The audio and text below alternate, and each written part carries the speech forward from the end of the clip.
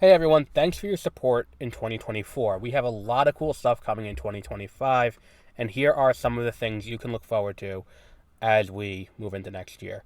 In the lead up to The Mandalorian and Grogu in 2026, we'll be starting a full series rewatch of both The Mandalorian and The Book of Boba Fett on exploring hyperspace lanes beginning in October. You can also expect a rewatch of Andor, and we will have reviews of every episode of Andor and the rest of the Skeleton Crew as those come out. Josie will be returning as we continue to rank every Star Wars thing released ever. Reviews of every episode of every Marvel Disney Plus show, including Your Friendly Neighborhood Spider-Man, The Eyes of Wakanda, Wonder Man, Ironheart, Daredevil Born Again, and Marvel Zombies, the day after each episode releases, will be available on Beware of Spoilers.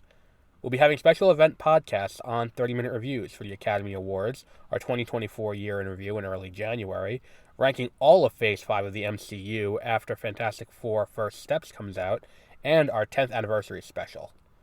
Once we complete our rankings of all the Pokemon games on the backlog files, we'll be moving on to Kingdom Hearts and Final Fantasy. Over on the YouTube channel, you can join in for playthroughs of Mario & Luigi Superstar Saga, Pokemon White, Pokemon Mystery Dungeon Blue Rescue Team, Kingdom Hearts Chain of Memories, Kingdom Hearts Recoded, Mario Golf Toadstool Tour, Sonic Adventure 2, LEGO Racers 2, LEGO Star Wars The Complete Saga, and SpongeBob SquarePants Battle for Bikini Bottom. Want to keep on top of all the new things we have coming? Subscribe at mwpnews.com, subscribe on YouTube at youtube.com/@mwpnews, or subscribe to Beware of Spoilers, 30-minute reviews, exploring hyperspace lanes, and the backlog files on Spotify or wherever you get your podcasts. Again, thank you for your support.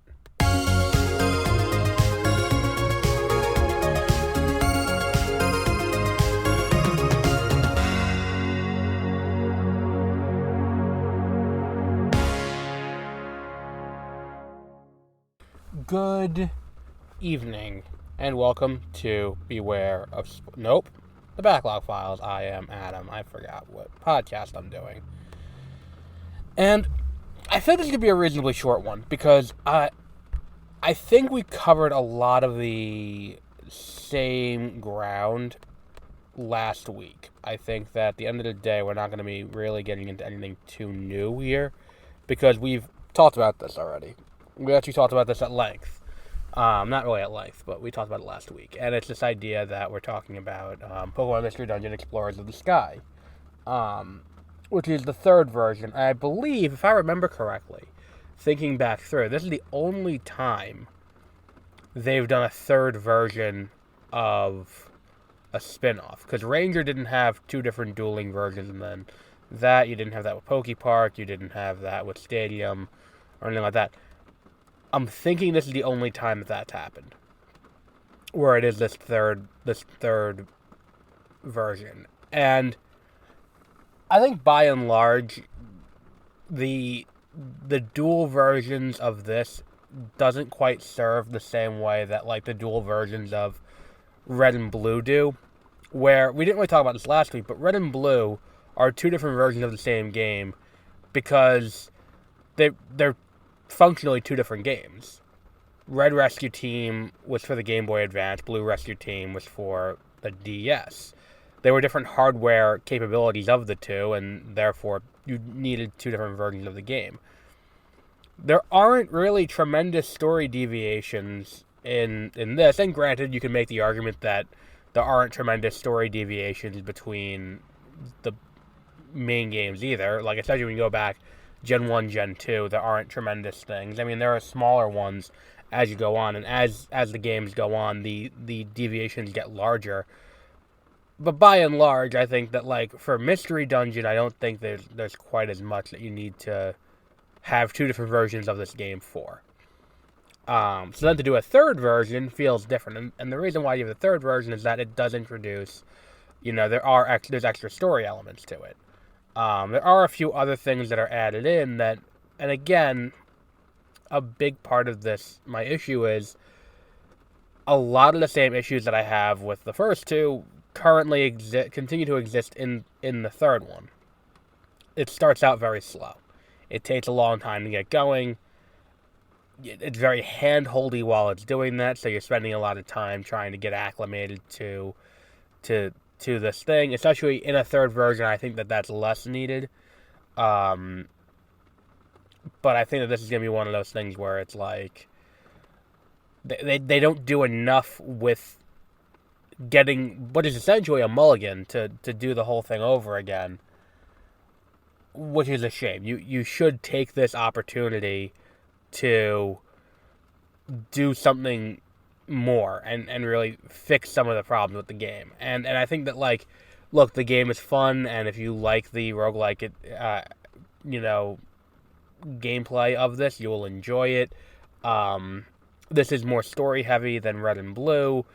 And I think that it is kind of like, I would venture a guess that this team would have made this game for Red and Blue if the hardware capability was there and they didn't also have to create another version for the Game Boy.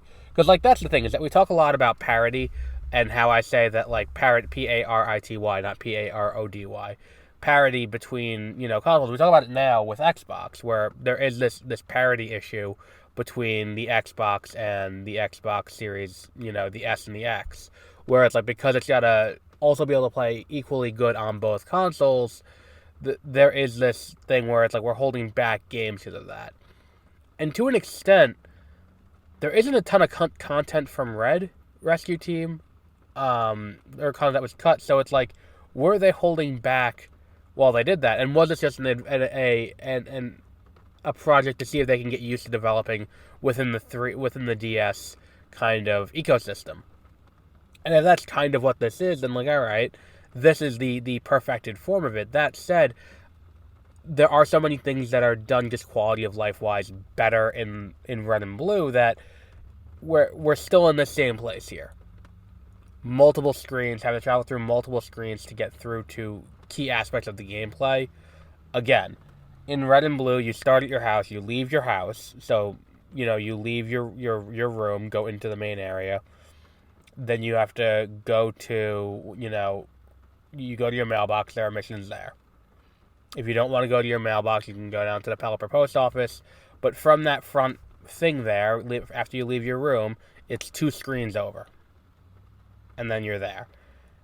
Everything in the hub world you can get to within 2 screens.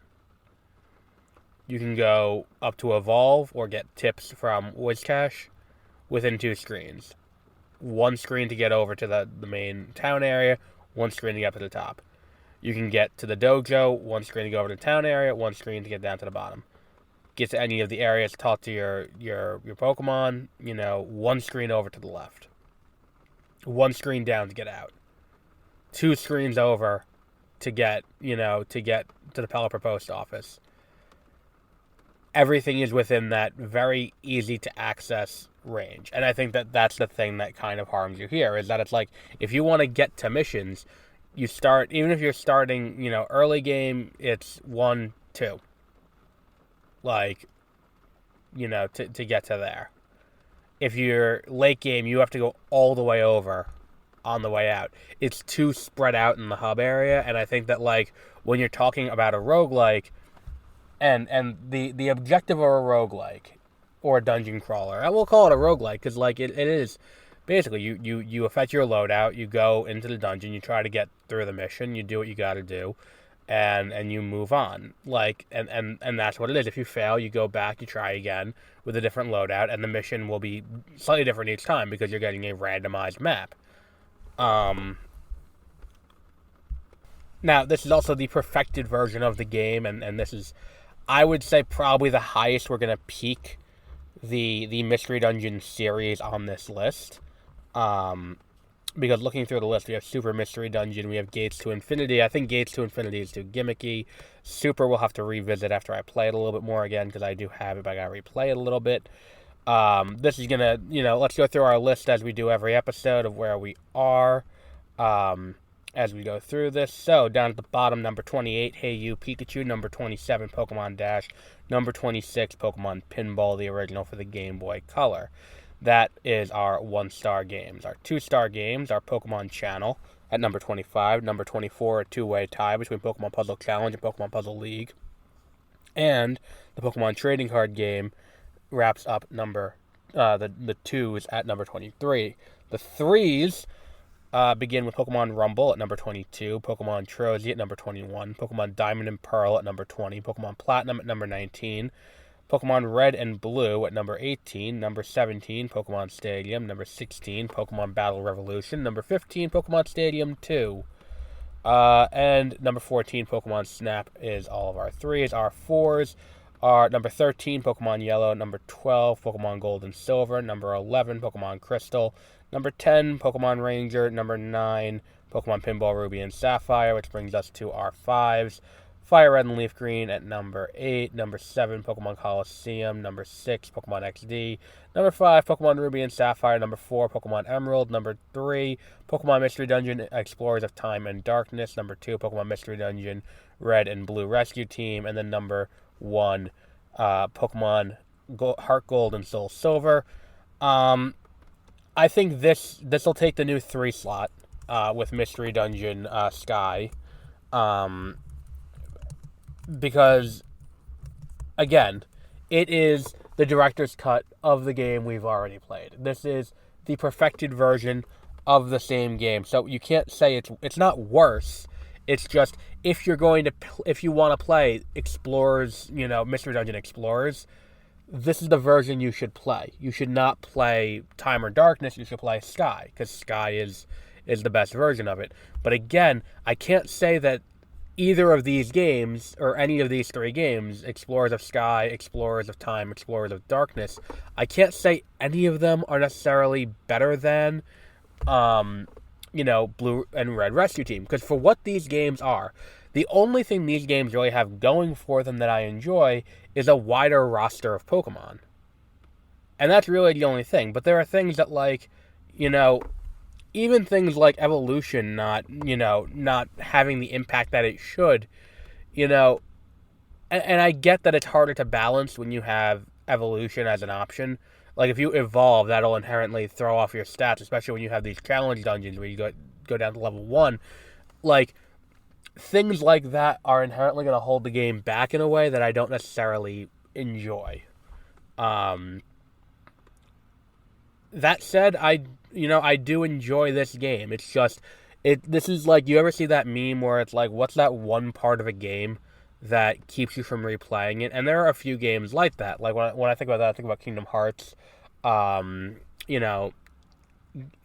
Hearts 1, you have that entire section where, you don't have the Keyblade. And, I mean, also the beginning when you're on the island is also a little bit grating, but, like, that entire section in Hollow Bastion where you don't have the Keyblade, now granted, now I figured out how to do it, the right way, but still, that's neither here nor there. This game's beginning is that. It is having to get through all that beginning part, because I just want to get to the point where, if they did, like, my perfect Mystery Dungeon game is everything kind of unlocked from, like, you as you complete dungeons, you unlock the next one. But, like, it's more puzzly. And I think that that's kind of what it is, to me, that kind of sets us apart from other roguelikes, is that this is very story-driven, and it's not exactly as puzzly as it should be. Like, any Pokemon I have should be able to get through the dungeon with the right combination of items and things like that. Fundamentally, that this is kind of where the game kind of loses me. Like, if they did a Mystery Dungeon game that was like, okay, all the existing Pokemon are in this game, we have all these dungeons open, like, that would be, like, and as you go, it's just that there's no story, it's just get through as many dungeons as you can, and there's, like, a wide range of items that you can use to do that, to affect your abilities and affect your moves and all that kind of stuff. That would kind of be my preferred game. But unfortunately, that's not exactly what this is. But let's talk about where we're going for the next bit of time. Because we haven't really done an update in a while as to where we are. So we are still cruising on through our reviews of the Pokemon games. Assuming we don't have anything catastrophic and we miss any more time, which we've missed a lot of time this year, and I apologize for that, we'll be wrapping up with the Pokemon stuff in July. Now, let me asterisk that. There will be 2 Pokemon episodes next year before we wrap up July 1st with Detective Pikachu Returns, assuming that's the last one. I'll double check Cerebi, but I think Detective Pikachu Returns is the last Pokemon game that we have. Let me see. I'm not going to do Unite. I'm not going to do Sleep. I'm not going to do Go. I'm not going to do Masters EX or Cafe Remix. If you're asking why, I just don't want to. But everything else is accounted for. So when we get to the end of this, we'll be reaching the end of this July 1st, assuming we don't miss too much more time. The other thing that will be happening with that, as we hit the end on July 1st, is that July 8th, we'll be adding ZA, presumably. I haven't put it on the calendar for July 8th, but presumably Legends ZA will be out by that point, and we will have played through it to add it to this ranking. So if we do that, that means that we'll be finishing up Pokemon, assuming no other spin-offs come out between now and then. We'll be finishing up Pokemon in mid-July. Which is always possible. They could surprise release something. Like they could do a Ranger, I mean, does the Switch have a touchscreen? Yeah, it does have a touchscreen. They could do a Ranger remake or a new Ranger game that they stealth drop. I don't know if the Switch 2 is going to have a touchscreen, but that's always a possibility. They could remake the game we were just talking about for the last, 15 minutes with Mystery Dungeon Explorers of Time and Darkness. That's also a distinct possibility. If that's the case, then there is definitely the possibility that we end up with another game. Either way, when those games come out, we will be doing reviews of them. Standalone, and then we will also be adding it to the ranking. In separate episodes. We'll have 2 episodes for whatever. So ZA is definitely going to have a review episode, and then this after. Then after that, we'll be moving into Kingdom Hearts. Which, based on rumors, we're going to have a similar discussion. We're going to have... I've heard rumors. I don't know if it's substantiated or not. But I've heard inklings of a remake of 358 over 2 days.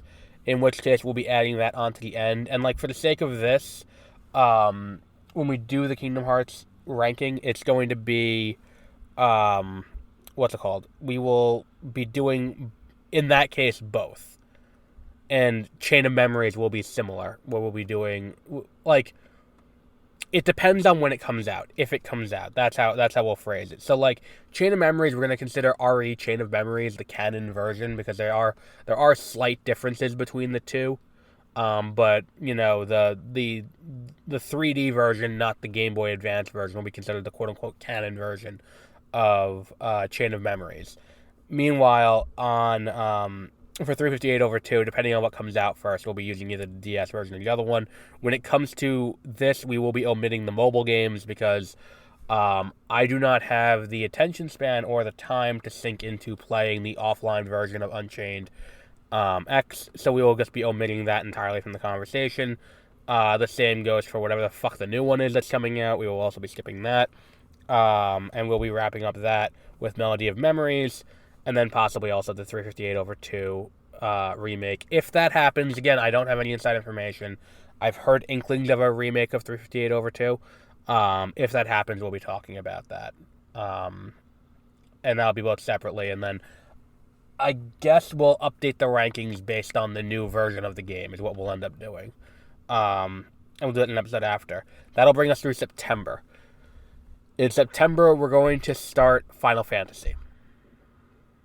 Because I've never played most of the I've played a few Final Fantasy games. I've never played them all.